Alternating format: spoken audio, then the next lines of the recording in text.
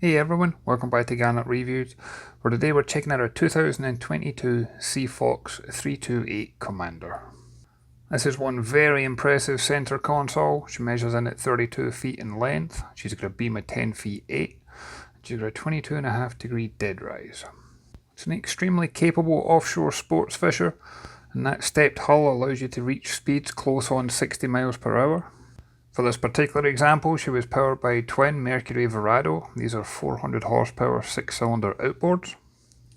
And at 4,000 RPM, you're going to be doing around 31 miles per hour with a range of 469 miles. There's easy boarding access thanks to the retractable boarding ladder. This is not only handy if you're into fishing and snorkeling and diving, but it also comes in handy when it's sitting on the trailer as well. As you see from the sticker, this is a no wood, no rock construction. This is a composite hull and deck, and you don't have to worry about rot in the long term. On the hull, I like the fact that there's a port side door. This is ideal not only for stepping on board if you're alongside a pontoon or a dock, but it gives you great access if you're into diving, and also great access for landing that big catch if you're into offshore fishing.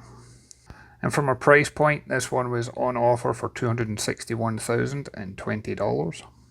And as you'll see when we step on board, this one has got a very high specification, including joystick controls, upgraded navigation equipment, and plenty of optional extras. And as much as this one's definitely got fishing on its mind, I like the fact that it can also be used as fast cruising as well. There's plenty of comfort on here, and plenty of seats for your friends and family to join you. And as you saw from a walk around on the outside, this one is definitely a monohull, but when you get close to the bow, you'd swear it was a catamaran just because of how much space you have up here. And if we start at the very bow, you'll notice we've got pop-up cleats, that way you don't need to worry about fishing lines getting caught. This one does have an electric windlass, so it can be operated at the bow and the helm. You got a 22-pound anchor, 15 feet of chain, and 200 feet of rope. There's also plenty of space in here. You can do things like storing your bow lines, and that way they're easily accessible for whenever you come into the dock. And as I pan round, notice all the rod holders and drinks holders, as well as obviously all the comfortable seating that we have on offer. This one also benefits from that hard top over the centre console, and this has outriggers installed, as well as all your navigation equipment and plenty of night lights. And as for the bow, I like all the handholds that's in place, makes your friends and family safe and secure. And underneath all the seating here, you do have storage. You also have storage in the deck itself, and you could easily fill these of ice and make it a perfect fish box. So underneath the port side seat on the bow, you've got 218 quart of storage. There's 200 quart storage on the starboard, and that storage that you saw on the deck, that is 50 quarts. And notice the speaker that's mounted up in the bow. There is speakers throughout the entire boat, and this one's got a very impressive stereo system. There's also a clever design where you can have the padding on the side fold out as a backrest for the bow seating area. And if we lift up the console lounger, there's more storage underneath here as well. From a personal perspective, this one would be great if you wanted to keep seat covers or covers for that cockpit table. But it is self-draining, so again you can fill this one full of ice if you wanted to. And as we head aft, if you look at the deck, you'll see there are storage boxes everywhere on this boat. I won't open all of them, but midships on both the port and starboard side, there is each a 235 quart fish box. And if you notice, this one has actually got brackets in place that you can use this as a rod holder. Not only keep your rods protected while the boat's underway, but also keep it protected while the boat's on the trailer. And at the helm, you've got triple seats here. I like the fact that they're each independent. They each have their own bolster effect and the armrest that can be retracted. You see this one is joystick controlled.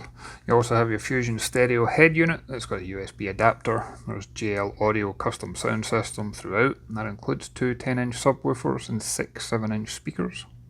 Twin Garmin multifunction displays. You've then also got a wireless cell phone charger. You also have the controls for the trim tabs, for the windlass, and there's also underwater lighting. And at the helm we've got a wraparound windshield, that'll help reduce that wind and spray. And then as you can see, there's plenty of framework to hold on to with this hardtop, and then we have the outriggers built into it as well. Further back we've got a large opening hatch, And we also have more additional storage up here. That storage box would be ideal for handheld devices, VHF radio, things like that, but also handy to hold on to important paperwork, that way it's close at hand. And the actual hardtop itself has got a total of 13 rod holders. And for a boat of this size and design, I was impressed by the centre console itself. So if we come round the port side, you'll notice there's a little doorway here, and if you open that hatch, you'll actually find not only a heads compartment, but there's an overnight berth in here too. And this one does come with 313 gallons of fuel, which has got 30 gallons of fresh water and 12-gallon holding tank. And this cabin area would make great storage if you wanted to put things like holdalls, backpacks. And you can also use this for privacy if you wanted to get a change of clothes. And again, as I head aft and pan the camera around, you'll notice all the storage compartments underneath the helm seat. In the aft cockpit, there's insulated in-floor fish boxes. There's an 82 gallon on the port side, 107 gallon on the starboard, and they do have overboard discharge pumps. And we do have an aquarium style pressurized live well. This has got plenty of windows to see what's going on. And you get 35 gallons, and it's a 1100 gallons per hour aerator.